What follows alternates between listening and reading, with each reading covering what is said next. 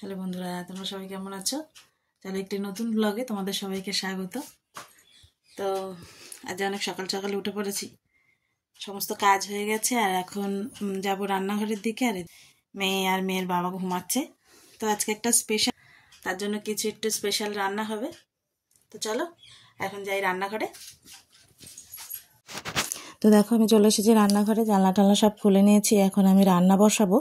তো এই দেখো আমি না সব আগের দিন সবজি কেটে রেখে দিই, আটাও মেখে রেখে দিই। ও যেহেতু রুটি নিয়ে যায়, তাই আমার সকালবেলা মানে উঠে কাঁচা ধোয়া করে সব কাজ বাজ সেরে বাসি কাজ সেরে না সবজি কেটে রান্না করতে গেলে দেরি হয়ে যায়। তো ওই জন্য আমি রাত্রেবেলা সব গুছিয়ে রেখে দিই, সকালবেলা উঠে শুধু রান্নাটুকু করি। আর এদিকে দেখো আমার ভাত আর ডাল সেদ্ধ বসে গেছে, আর আমি বড় এক কাপ চা নিয়ে বসে পড়েছি। সকালবেলা একটু চা না খেলে আবার ভালো লাগে না। তো আমার সব রান্নাবান্না হয়ে গেছে, এই যে ওকে খেতে দিয়ে দিয়েছি। তো আজকে যেহেতু আবার শুক্রবার, আমরা নিরামিষ খাই, সেই জন্য মাছ মাংস কিছু হয়নি। সয়াবিন করেছি, একটু ভেজ ডাল আর পায়েস আর 5 রকম ভাজা। তো আমার বরমশাই আবার সয়াবিনটা খুব ভালোবাসে, তাই সয়াবিনটাই করলাম। তো এটাই হলো আমাদের স্পেশাল। তো খেয়ে দিয়ে ও বেরিয়ে গেছে, আর এদিকে মেয়েও উঠে গেছে। এখন আমি মেয়েকে বলছি, মা আমরা একটু জানলাটা খোলো। আমার মেয়ে আবার খুব কাজে, তো ও আবার বলছে না ওখানটায় ফাঁকা আছে, একটা বালিশ দিয়ে দাও, আমি পড়ে যাবো। তো ওই জন্য বালিশটা দিয়ে দিলাম, ও গিয়ে আবার জানলাটা খুলবে। দেখতে দেখতে আমার মেয়েটা বেশ বড়ই হয়ে গেল, জানলা খুলতে পারে, বন্ধ করতে পারে, একা একা প্যান্ট পরতে পারে, বেশ বেশ ভালোই।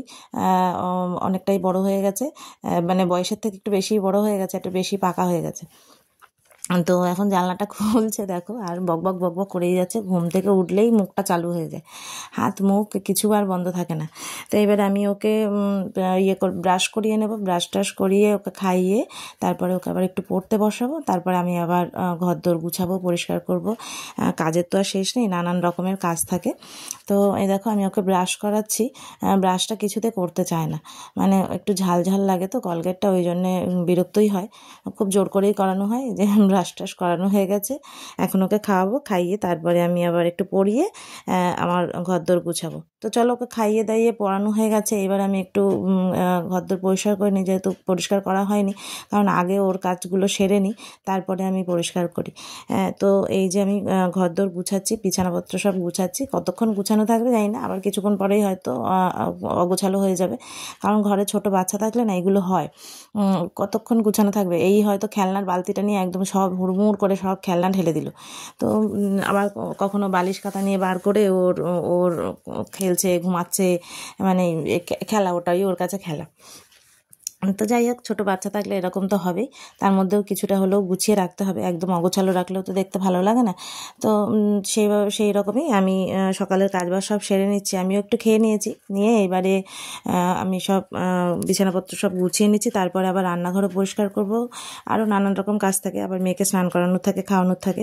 তো এই দেখো আমার ওই যে সব বিছানা ভাঁজ টাজ করা হয়ে গেছে, এখন সব ঠিকঠাক জায়গা মতো সাজিয়ে গুছিয়ে রেখে দিচ্ছি। তারপরে আবার যাব হচ্ছে রান্নাঘর পরিষ্কার করতে, রান্নাঘর পরিষ্কার করে তারপরে আবার ঘরদোর ঝাড় দেবো, মুছবো।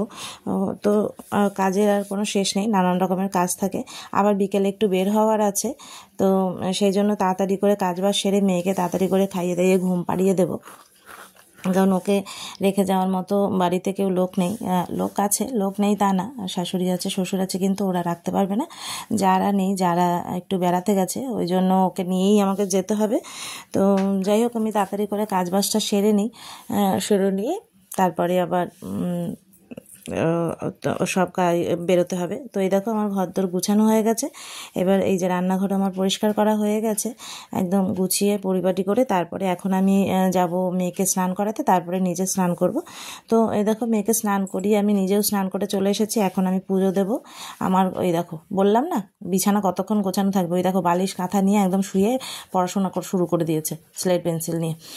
তো যাই হোক, এবার আমি আমার গোপালকে খেতে দেবো, তারপরে আবার শাশুড়ি ঘরে পুজো দিতে যাব। তো এই যে যাচ্ছি এখন, চলো গোপালকে পুজো টুজো দিয়ে আসি, তারপরে মেয়েকে ভাত খাওয়াবো। ওকে খাইয়ে টাইয়ে আমারও খাওয়া হয়ে গেছে। এখন ওই যে পাশে মিষ্টি, ও আবার স্কুল থেকে এসছে, আমার মেয়ে আবার ওর আওয়াজ পেয়েই টি টি ওকে ডাকে টি। তো ও আবার জানলার কাছে এসছে, ওর সাথে আবার একটু বদমাইশি করে নিল।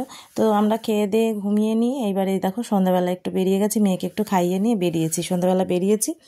তো যাচ্ছি একটু বাজারের দিকে, এসে তোমাদের দেখাবো বাজার থেকে কি আনলাম। তো এই দেখো বাজার থেকে চলে এসেছি, আর এই দেখো বাজার থেকে কী এনেছি। বাজার থেকে এনেছি বরমশাইয়ের জন্য একটা কেক, আর মেয়ের জন্য একটা কেক, আমার গোপালের জন্য মিষ্টি, আর আমার মেয়ে একটু জিলাপি খেতে চেয়েছিল তাই একটু জিলাপি। তো এইগুলো কিনে আনলাম। ও জানে না যে ওর জন্য কেকটা আনা হবে, তো বাড়িতে আসলে ওকে সারপ্রাইজ দেওয়া হবে। তো এই দেখো বাড়িতে চলে এসেছে কর্তামশাই, এই যে দুই ভাই বোন, ওটা হচ্ছে ভাসুরের ছেলে। তো দুই ভাই বোন বসে আছে, ও জেগে বসে আছে, ওর বড় কাকা কখন আসবে উইশ করবে তার জন্য।